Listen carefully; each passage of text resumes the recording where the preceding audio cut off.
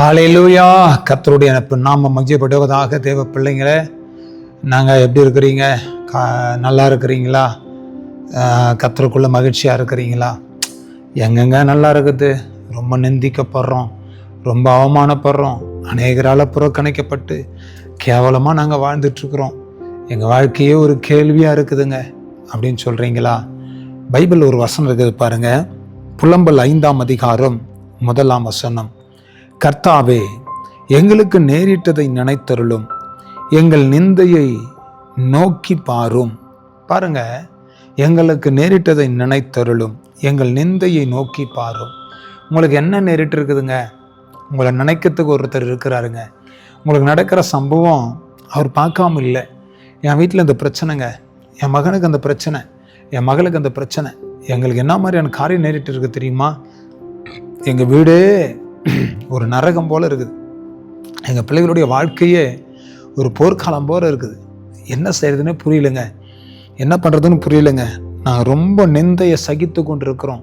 நிந்தையான ஒரு வாழ்க்கை வாழ்ந்துக்கிட்டு இருக்கிறோம். அநேகர் எங்களை நிந்தித்து எங்களை கேவலப்படுத்துகிறாங்க. ரொம்ப கஷ்டமாக இருக்குது. வாழ்தா சாவதான் தெரியல.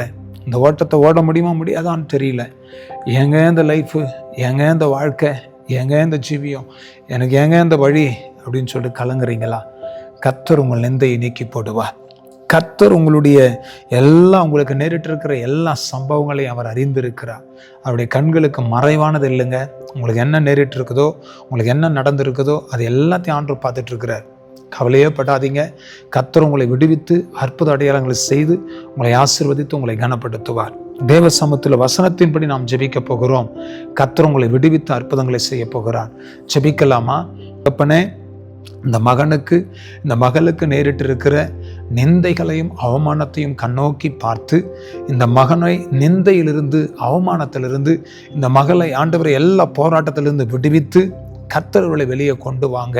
ஒரு பெரிய அற்புதத்தை இந்த குடும்பத்தில் நீங்கள் செய்யுங்க. இந்த குடும்பத்தில் இருக்கிற எல்லா கட்டுகளை உடைங்க, எல்லா சாபங்களை முறியடிங்க. ஒரு அற்புதம் நடக்கட்டும் சாமி, ஒரு அதிசயம் நடக்கட்டும் அப்பா. இந்த ஆண்டவரே, இவர்கள் நேரிட்டு இருக்கிற இந்த காரியமும் இந்த நிந்தையும் அவமானமும் இவர்களை விட்டு மாறட்டும் என்று சொல்லி நான் ஜெபிக்கிறேன். அற்புதம் நடப்பதாக. விடுவித்து காத்தரோடு உங்கள் நாமத்தை மையப்படுத்திக் கொள்ளும்.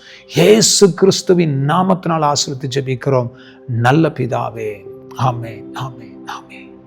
God bless you. உங்கள் நிந்தையை மாற்றுவார், உங்கள் அவமானத்தை மாற்றுவார். கர்த்தர் உங்களை விடுவித்து உங்களுக்கு அற்புதத்தையும் அடையாளத்தை செய்து முடிப்பார். தைரியமாக இருங்க, சரிங்களா? God bless you. ஆமென்.